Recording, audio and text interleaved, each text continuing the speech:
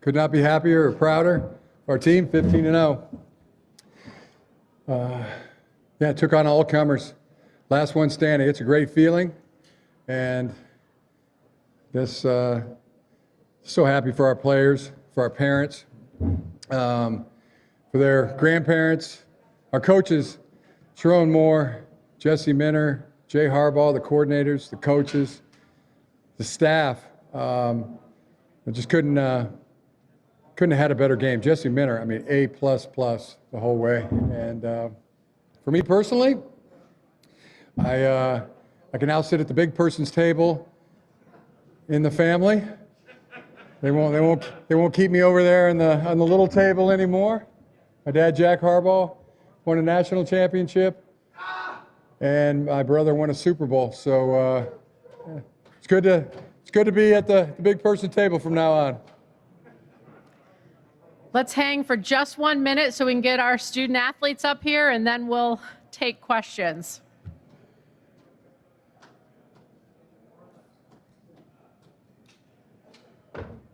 All right, I'm going to do introductions as they're finding their seat. Again, we are proud to be joined by University of Michigan head coach Jim Harbaugh, along with Offensive Player of the Game Blake Corum, Defensive Player of the Game Will Johnson, and quarterback J.J. McCarthy. As a reminder, we will take questions for our student athletes first. So if you've got a question for our student athletes, please let us get you the mic. Give us your name and affiliation. We're going to start right down here in front. Yes, Nick Douglas with RealDog.com. You two are a part of a university that's a very prestigious academic university. What has the university done to support you guys both on and off the field, and how has it shaped the individual that's on this stage today as a national champion? Let's start with Blake. You go ahead. Go ahead. Oh, man, this is the best university in the world. I'm so blessed to have a degree from the university. You can't fail there. You know, you have so much support, so much help. You know, we have the academic center. We can get tutors when we want. The professors are really good. You know, you can't fail. And they make sure of that. And that degree from the University of Michigan will set you up for the next 40 years. And I'm so glad, you know, I chose and these guys chose. I know I can speak for them because I know they're glad as well. But we chose the University of Michigan. It's such a prestigious school, like you said.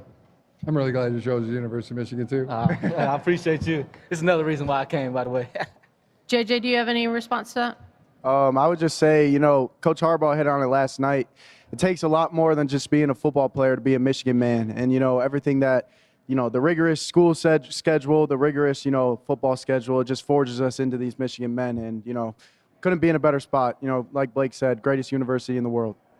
All right, we'll take our next question from right down here, far left. Hi, Mitch Albom, Detroit Free Press. Congratulations to all of you.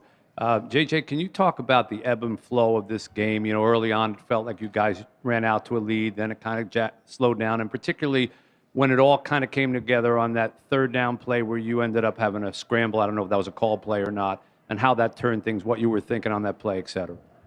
You know, we started off really hot. You know, everything was clicking, but I feel like we got to points in the games where we were beating ourselves. You know, we were just, I was missing throws. I was missing some reads. And, you know, it just comes down to moving on to the next play, flushing the last play, and, you know, just staying in the present moment and just trying to, you know, attack one play at a time. Oh, yeah, the third down run. I just saw it on film all week that they were going to give me an opportunity at some point, and being backed up like that, you don't want to be, you know, sitting back in the end zone for too long. And, you know, I just saw the crease. The offensive line did a great job of making sure they didn't shed those blocks, and, you know, the rest is history.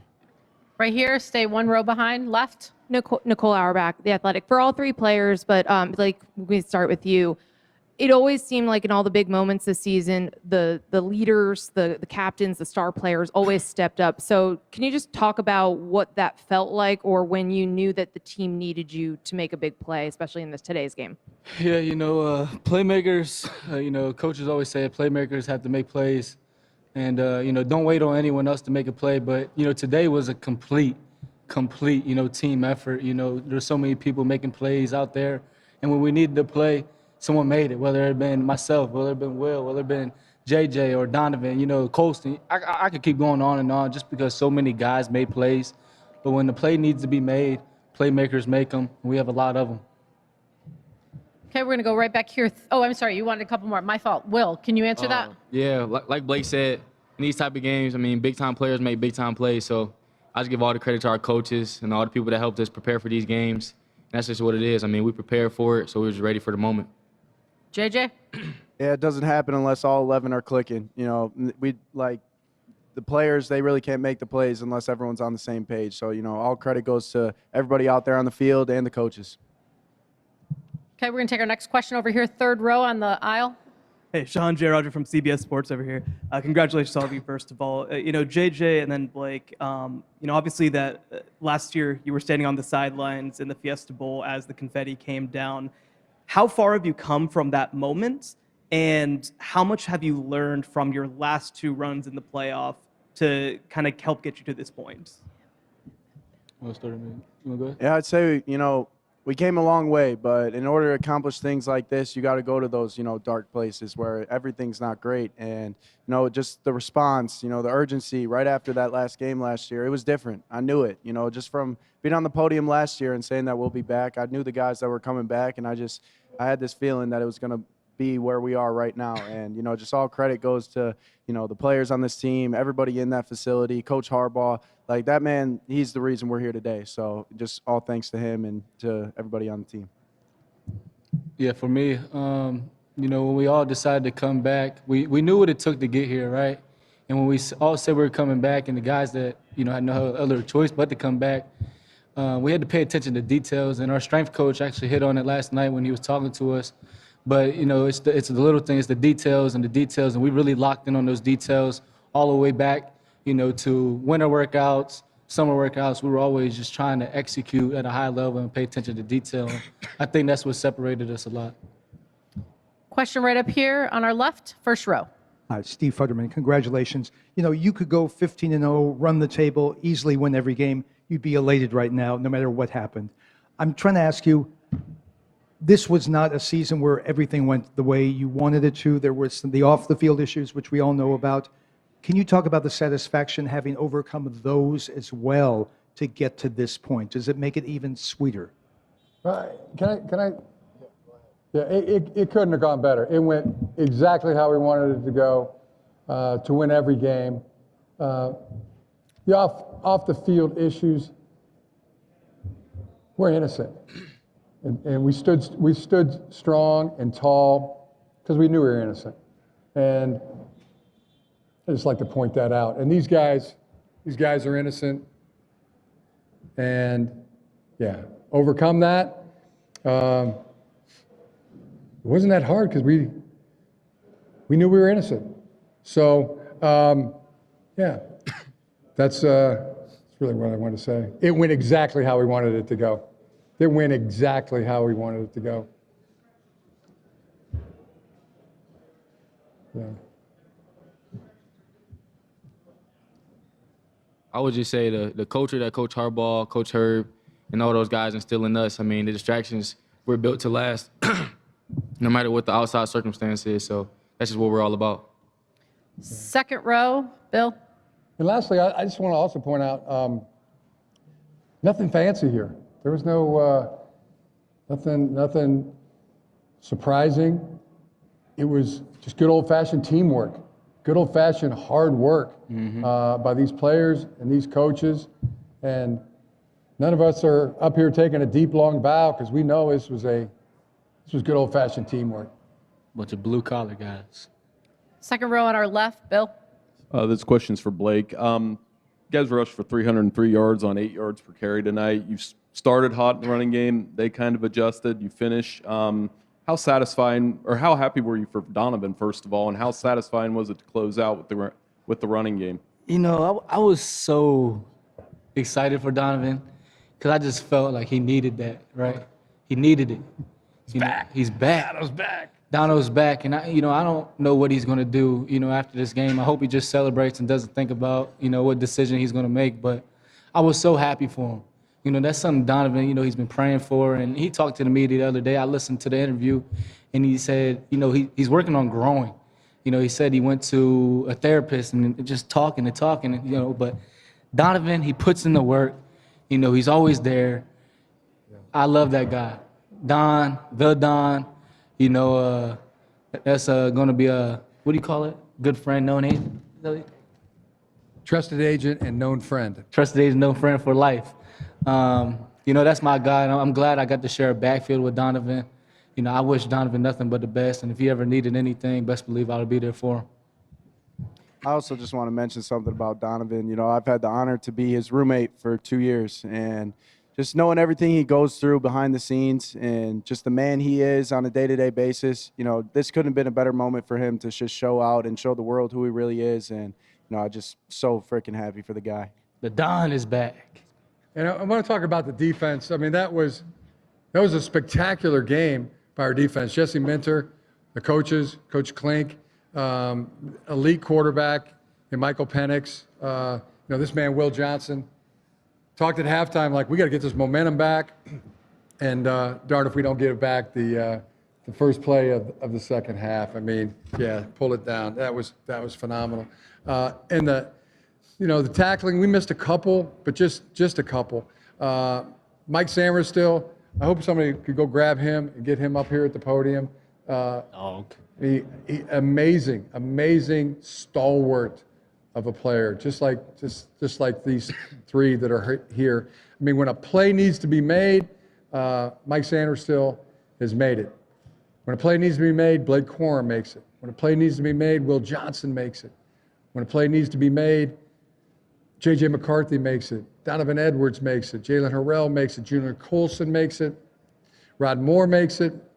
When you just got great players, when you have great players that unanimously support each other, those things that coaches talk about, you can't, control what you can control. These guys control the uncontrollable things with how they train, how they work, how they play, and their unanimous support for each other. You never doubt if somebody on this team has your back. Okay, we're going to take just two more here for the student athletes. Start here in the front. Yeah, Eric Olson with the Associated Press. Blake, just wanted to ask a little bit about the first quarter. You guys run for about 175 yards, and then you guys went a little quiet with the ground game until you kind of got it back in the second half. Was it something that Washington did? Did they make an adjustment that you noticed, or what kind of happened there that kind of had you guys stall out just a bit before you got it going again? You know, they may have added another guy in the box, but, they made some good plays too. You know, that's why they were in the national championship. So, I mean, I give them the credit. You know, like you said, we started fast. You know, they slowed us up a little bit, but then when we needed to start fast again, we started fast. So, they had us for a little bit. And we knew what they were going to get theirs. We had another ace up the sleeve. We did. We had a play action pass to Oh Colston my! Loveland. That was great. That was amazing because JJ can talk about this because I just saw it. I mean, he lived it, but I mean, he went to release that ball and his arm got hit, and then somehow you just wrist.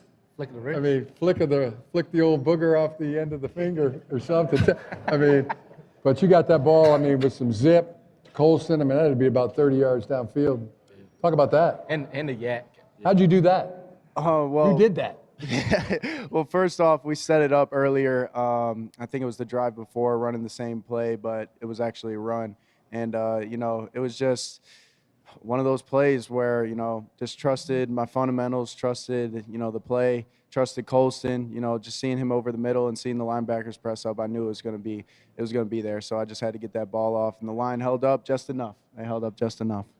Yeah, it was a huge play. I mean, the 4th and 13 play, Mike Sanders still makes that interception, returns it down to the 6 or 7 yard line. Will Johnson, that interception. Blake Corum, his big run. Donovan, his two big runs. And that play right there, had to get the momentum back. They just scored, cut the lead to 7, and then we hit that big 40, 50 yarder. That was right on time. Last one for our student athletes on the right aisle. I'm waiting. Jim, go. All right, that is it for our student athletes. Thank you all very Thank you much, very much. gentlemen. Coach Harbaugh, if you could hold back, now questions are for you. I know. Oh, I thought I already had the question. Thanks, guys. All right, here we go. We'll start right here on the aisle, far right. Jim Dennis, CBS Sports. What box or boxes do you have left to check now in your coaching career after you've won a national championship? Well, I check the biggest box. You know, for me personally, just to be, you know, part of the family, you know, with my dad, who won a national championship with Western Kentucky in 2002, and John Harbaugh, who won the Super Bowl 2012 season, 2013 Super Bowl. I get to sit at the big person's table now. That feels really good. Just you know, to be the only coach in your own family that hasn't won a national title or Super Bowl, the championship. That feels great personally. I'm going to come down here right in the very front row. A.D. Moore, AdMax Corner, Houston Roundball. Coach Lake Bo Schembechler stated that he always wanted a Michigan man to be at the head of the respective programs. Now a Michigan man has led this program back to the pinnacle of success. How do you feel now, and how does it, that the fact that that was something that is sort of written in law, that what Bo wanted, and you were able to accomplish it? It feels great. I told the team last night that that means so much to me, to be a Michigan man.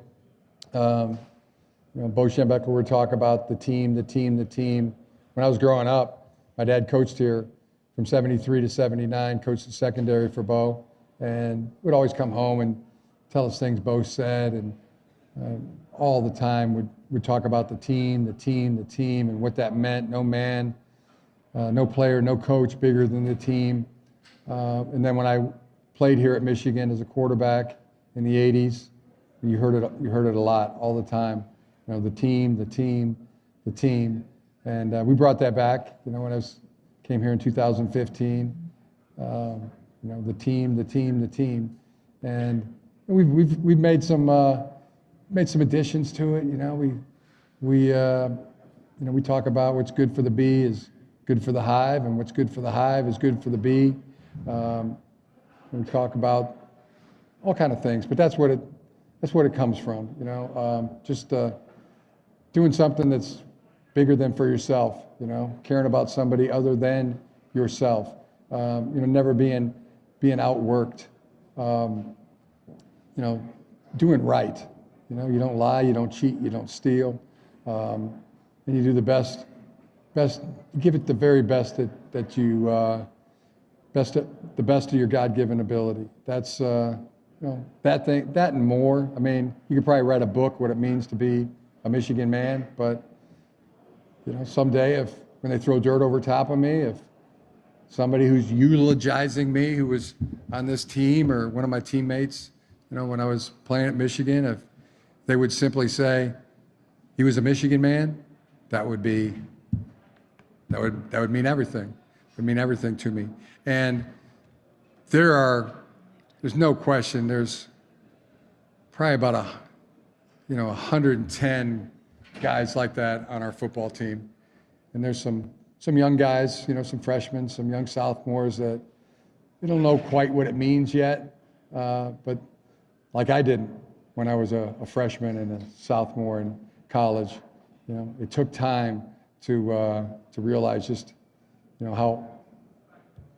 what a magnificent thing it is to be part of a team where everybody has your back, everybody supports you, unanimously. We slip and we fail sometimes, but that's what a Michigan man does. He makes it right. So, as I said, I'm not the definition maker of what a Michigan man is or isn't, but that's what's inside me. That's what I think of it. And probably like anybody's life or life story, it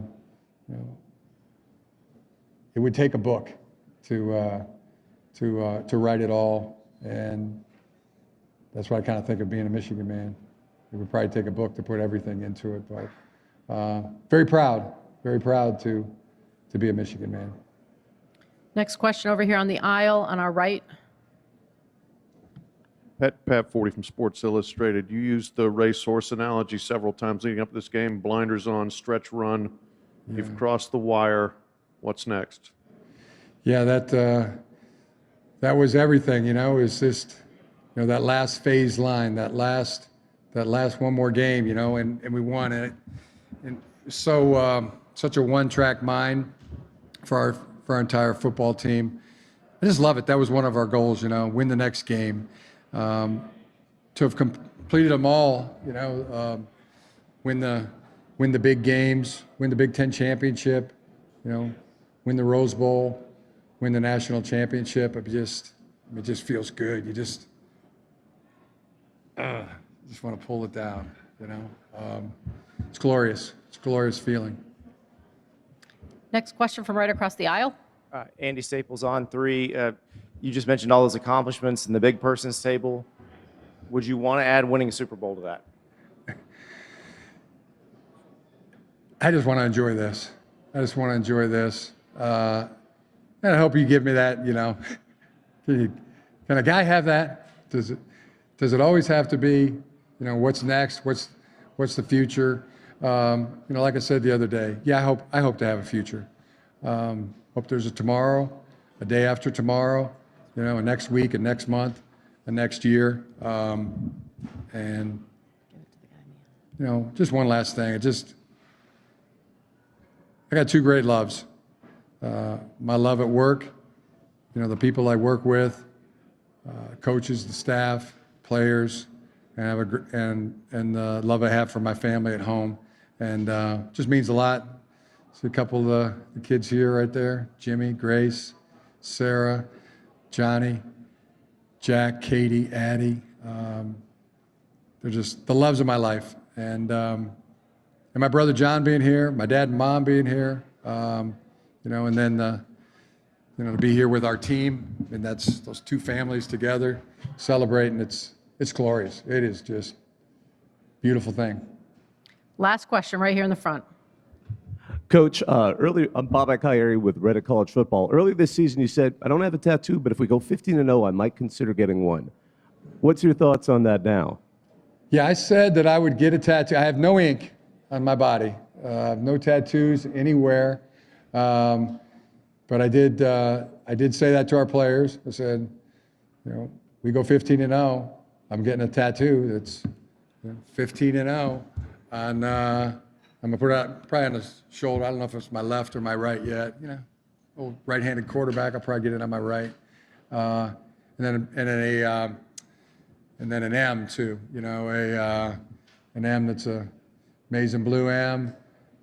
Also that signifies 1,000 in Roman numerals. Can't tell you what that means to us too. That we reached 1,000 wins this year, and what are we at now? 1,003, 4? I lost count. 1,004? 1,004. 4. One of my favorite number. I definitely going to include that.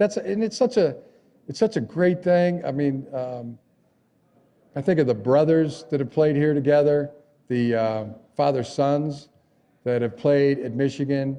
We got a beautiful wall. Brad Galley has shot that wall a few times. I mean, a lot of people talk about family. I mean, that wall to me is, you know, that legacy wall says so much. You know, all the coaches that coached here, if they coached for 5 years, you know, we got them in M-Ring this year, and I really appreciate our administration and the M Club that supports us so great to get a ring for every coach that's ever coached at Michigan for 5 years, and any staff member that coached at Michigan for 10 years. They're getting an M ring because there's so many people, so many coaches, so many staff, administrators, Ward, who played Anna's administrator here, players, coaches, staff. They put so much into those 1,000 wins. 1,000 wins. That's the most. That's the most of in any football anywhere. No high school has gotten to 1,000 wins. No other college has gotten to 1,000 wins. No other pro team has gotten to 1,000 wins. The University of Michigan to reach 1,000 wins and win the national championship in the same year. Man, doesn't get much better than that. And I would really ask you, I mean, who could possibly have it better than us? Coach, Appreciate thank it. you and Thank you very much. congratulations.